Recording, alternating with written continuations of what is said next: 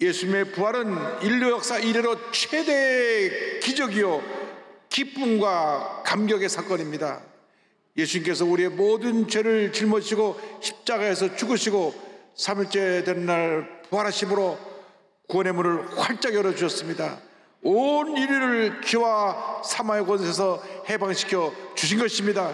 이제 누구든지 부활하신 예수를 믿기만 하면 하나님의 자녀가 되고 영생의 축복을 얻게 되는 것입니다. 성경 요한복음 3장 10절은 이와 같이 말씀합니다. 하나님이 세상을 이처럼 사랑하사 독생자를 주셨으니 이는 그를 믿는 자마다 멸망하지 않고 영생을 얻게 하려 하심이라. 부활하신 예수님은 그날 저녁에 제자들이 머물고 있는 곳에 찾아가셨습니다. 제자들은 예수님이 십자가 달려 죽으시고 난 다음 두려워 떨며 문을 닫고 숨어 있었는데 주님이 그곳에 나타나셔서 말씀하십니다. 너에게 평강이 있을지어다. 오늘 우리 모두에게 주신 말씀입니다. 너에게 평강이 있을지어다.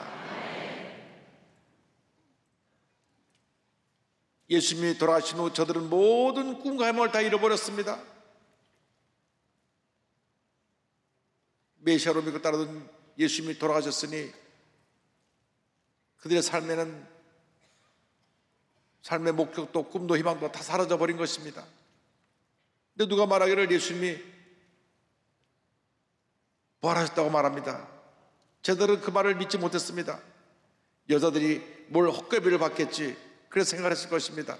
그런데 그들이 문을 닫고 숨어있는 곳에 주님이 갑자기 나타나셔서 말씀하십니다. 너희에게 평강이 있을지어다. 두 차례나 강조하여 말씀하십니다. 요한복음 20장 19절입니다.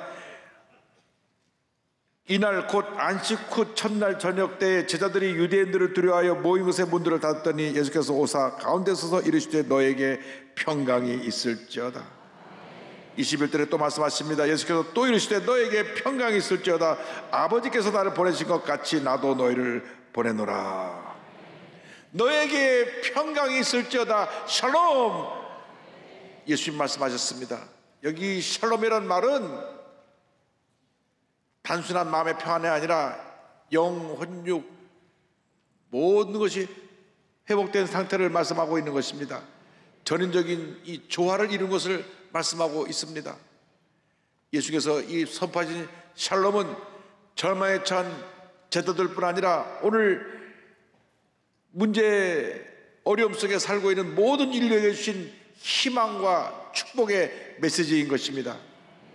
이 말씀을 하시고 손의 상처와 옆구리의 상처를 제자들에게 보여주시니 제자들이 지금 무엇을 보고 있나 하다가 그 예수님의 상처 입은 모습을 보고 놀라며 기뻐했습니다. 요한복음 20장 20절입니다.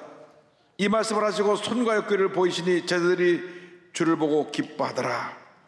오직 예수 그리스도 안에 참된 평화가 있는 것입니다. 예수님의 참된 평화를 줄 분은 이 세상에 그 누구도 없습니다. 주님께서 주시는 평화는 영원한 평화요, 이 세상에 줄 수 없는 평화요, 그 누구도 빼앗아갈 수 없는 평화인 것입니다. 요한복음 10장 27절에 예수님 말씀하십니다. 평안을 너에게 끼치노니 곧 나의 평안을 너에게 주노라. 내가 너에게 주는 것은 세상이 주는 것과 같이 아니하니라. 너희는 마음에 근심하지도 말고 두려워하지도 말라. 예수님께서는 모든 두려움과 불안, 염려, 걱정의 근원인 죄와 사망의 권세를 깨뜨려 버리시고 부활하신 것입니다. 예수님이 주시는 평안은 십자가를 통해서 확증하신 하나님의 사랑에 기초한 평안인 것입니다. 로마서 5장 8절입니다. 우리가 아직 죄인 되었을 때 그리스도께서 우리를 위하여 죽으심으로 하나님께서 우리에 대한 자기의 사랑을 확증하셨느니라. 이 평화가 임할 때 마음의 염려, 근심, 걱정이 떠나버리는 것입니다. 이 평화 우리 마음 끝에 차고 넘쳐나야 합니다. 특별히 세계 유일한 분단국가인 우리 대한민국에 참된 평화가 임해야 됩니다. 저 북녘 땅에도 주님의 평화가 임해야 되는 것입니다. 저들은 아직도 공산 독재 치하에서 절망 가운데 살고 있습니다. 어려움 가운데 살고 있습니다. 가난과 굶주림 속에 살고 있습니다. 주여, 북녘 땅에도 평안의 날이 다가오게 하여 주옵소서. 예수님의 평안이 임하게 하여 주시옵소서. 주님의 평화가 임하여서 남북이 통일되게 하여 주시고 우리가 주님의 은혜와 사랑을 누리며 함께 살아가게 하여 주시옵소서. 그때 하나님께서 우리에게 놀라운 은혜를 베풀어 주시는 것입니다. 마음에 염려, 근심, 걱정 있습니까? 주님의 평안함이 여러분 마음을 다스리게 하시길 바랍니다. 골로새서 3장 15절은 말씀합니다. 그리스도의 평강이 너의 마음을 주장하게 하라. 너희는 평강을 위하여 한 몸으로 부르심을 받았나니 너희는 또한 감사하는 자가 되라. 주여, 이 평안이 우리 마음 가운데 임하게 하여 주시옵소서. 주님께서 너에게 평강이 있을지어다 두차례 말씀하신 다음 그 다음 숨을 내쉬며 말씀하십니다. 성령을 받으라. 22절입니다. 이 말씀을 하시고 그들을 향하사 숨을 내쉬며 이르시되 성령을 받으라.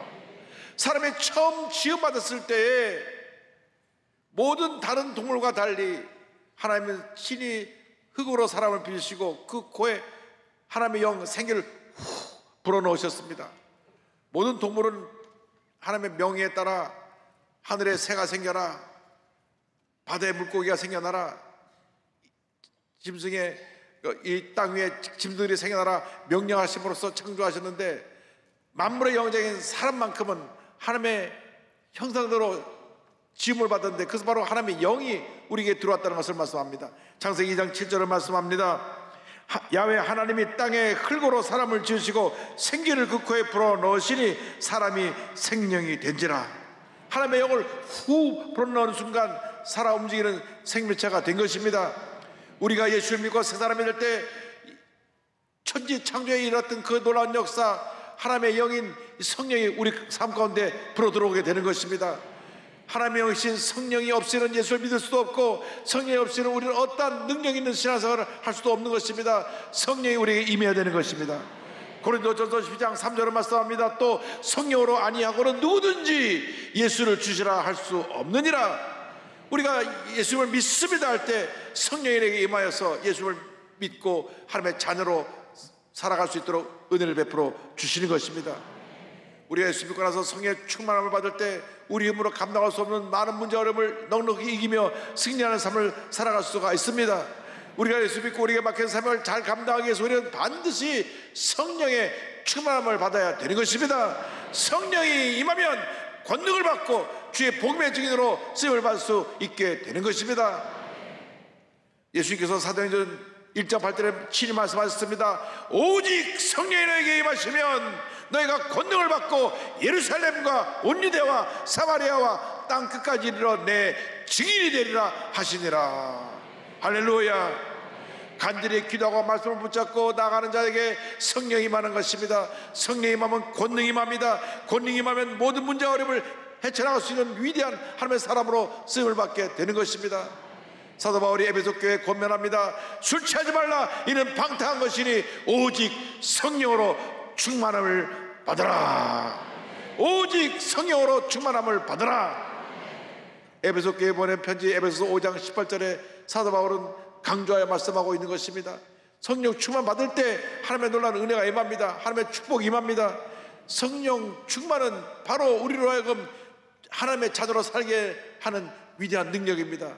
성령은 예수님의 영입니다. 살리는 영입니다. 치료의 영입니다. 생명의 영입니다. 주님의 일을 하게 하는 영인 것입니다. 성령 충만은 바로 예수님 충만인 것입니다. 성령 충만을 받은 사람은 내가 만난 예수님을 저러지 않고 견딜 수 없는 하나님의 자녀로 변화가 되는 것입니다.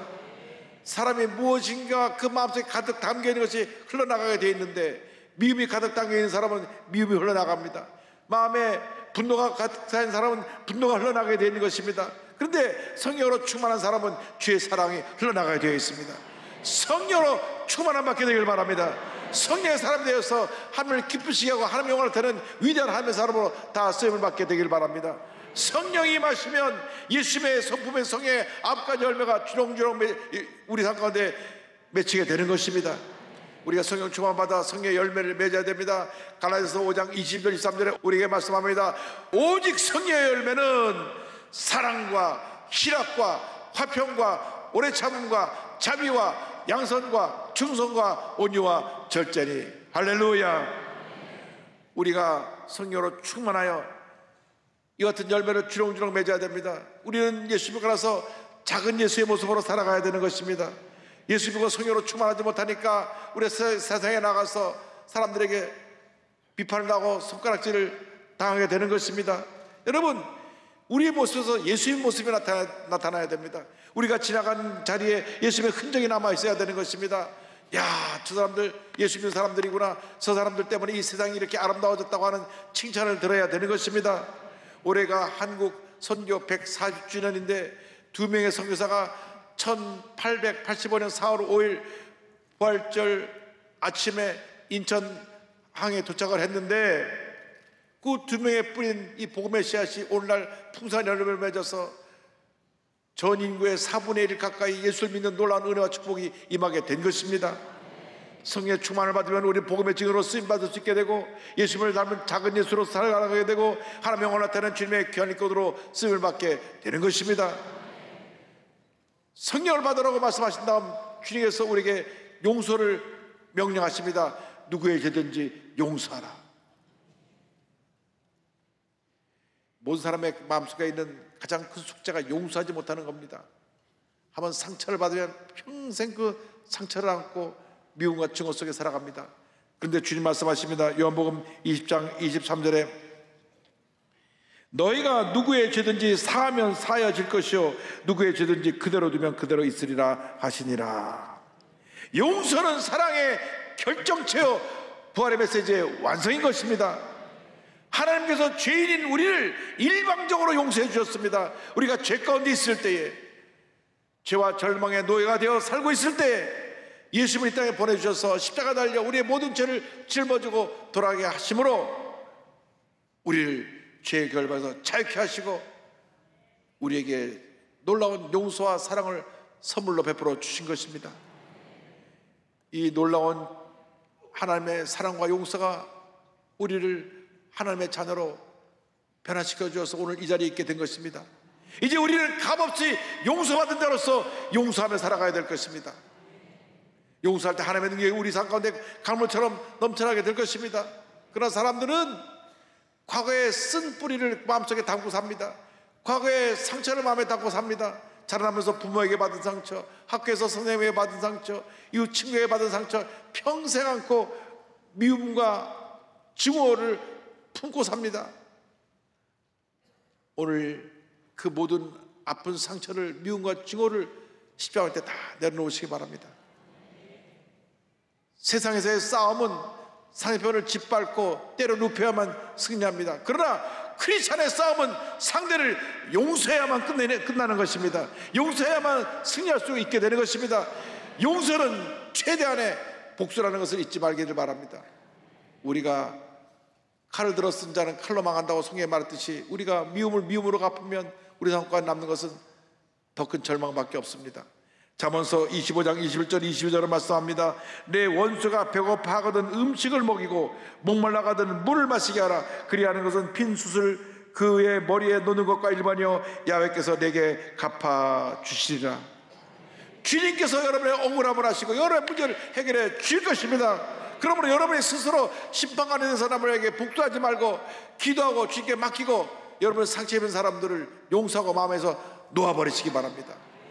주님께서 기도문을 우리에게 가르쳐 주실 때 용서, 죄사함을 가르쳐 주셨습니다. 마태복음 6장 12절입니다.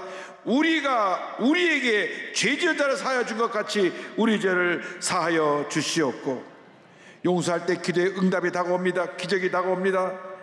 우리가 용서할 때 하나님의 은혜가 임하여서 십자가의 능력이 나타나게 되는 것입니다. 기도의 응답은 용서를 통해서 하나가 될 때 우리에게 임하게 되는 것입니다. 우리에게 총열쇠를 주신다고 했는데 이 총열쇠는 용서하고 하나 되는 사람에게 주시는 축복의 열쇠입니다. 마태복음 10장 19절입니다. 내가 천국의 열쇠를 내게 주리니 내가 땅에서 무엇이든지 매면 하늘에서도 매일 것이요 내가 땅에서 무엇이든지 풀면 하늘에서도 풀리리라. 예수님의 사랑에 힘입어 이제는 예수의 사랑을 실천하며 용서하며 살아가는 여러분 모두가 되기를 주님으로 축원합니다. 용서할 때 내 자신이 먼저 상처에서 노예를 받고 치료를 받게 되며 용서할 때 부모 자식 간의 모든 아픔이 사라지고 가정이 화목하게 되고, 용서할 때 대인과의 관계가 원만해지고 하나님의 은혜 가운데 머무르게 되는 것입니다. 예수님은 십자가 달려 돌아가시면서까지 자기에게 못을 박는 자들을, 자기를 죽음에 몰아넣는 자들을 용서하셨던 것입니다. 녹음은 23장 34절입니다. 이에 예수께서 이르시되 아버지 저들을 사하여 주옵소서, 자기들이 하는 것을 알지 못함이니이다 하시더라. 예수님의 놀라운 사랑을 체험한 초대교회 스데반 집사는 예수님을 증거하는 자기에게 돌을 던지는 자들을 돌에 맞아 죽으면서 용서했습니다. 사도행전 10장 60절입니다. 무릎을 꿇고 크게 불러 이르되 주여 이 죄를 그들에게 돌리지 마옵소서, 이 말을 하고 자니라.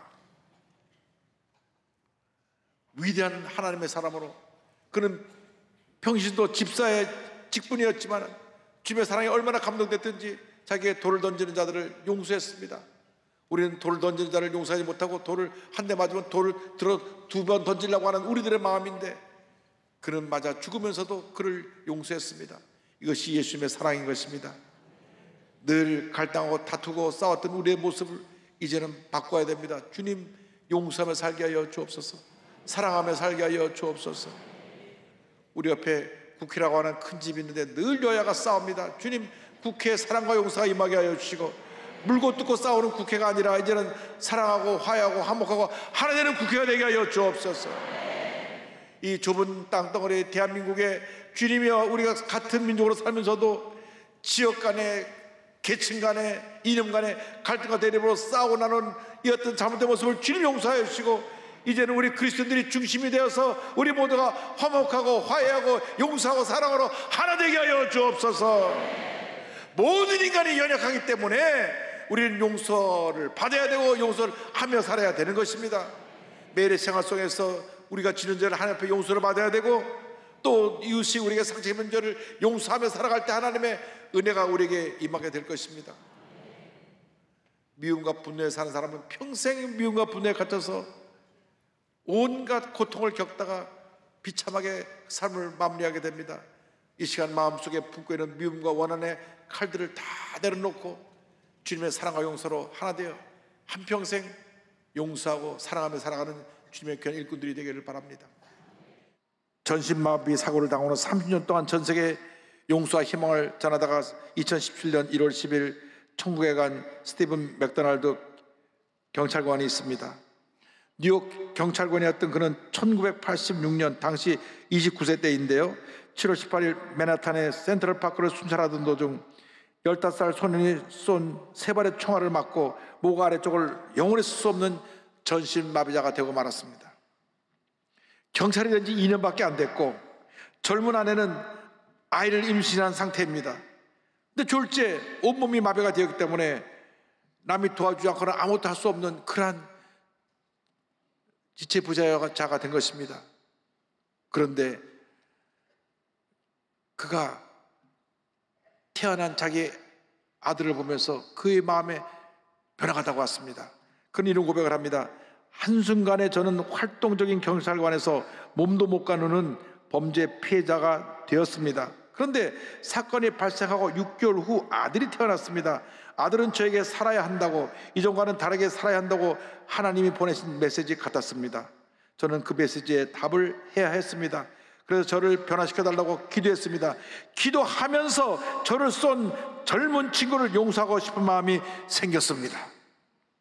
사건 발생 9개월이 지난 1987년 3월 1일 휠체어를 타고 아들의 세례식에 참석한 다음에 자신에게 총격을 가한 소년을 용서한다고 말하고 소년에게 용서의 편지를 보냅니다.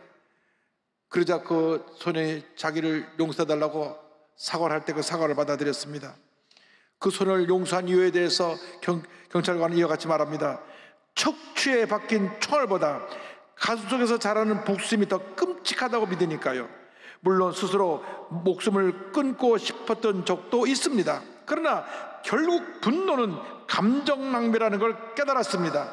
처음엔 용서한다는 것이 그저 기억하고 싶지 않은 사건에서 벗어나기 위한 하나의 방편이었어요. 그러나 나중에 알게 됐어요.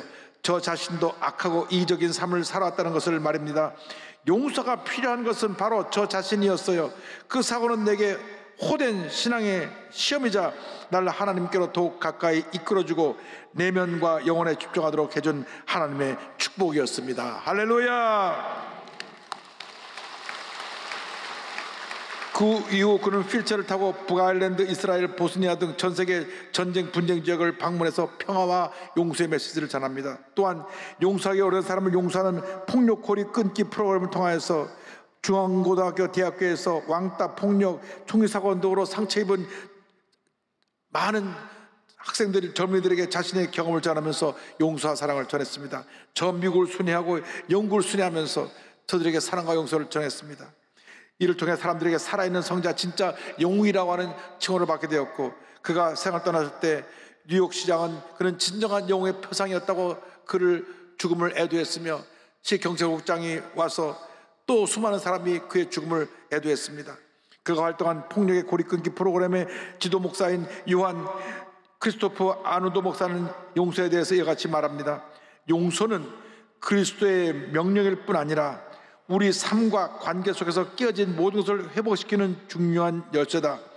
증오를 증오로 갚으면 증오만 더 증식시킬 뿐이며 별이 보이지 않는 밤하늘에 짙은 어두움만을 더할 뿐이다.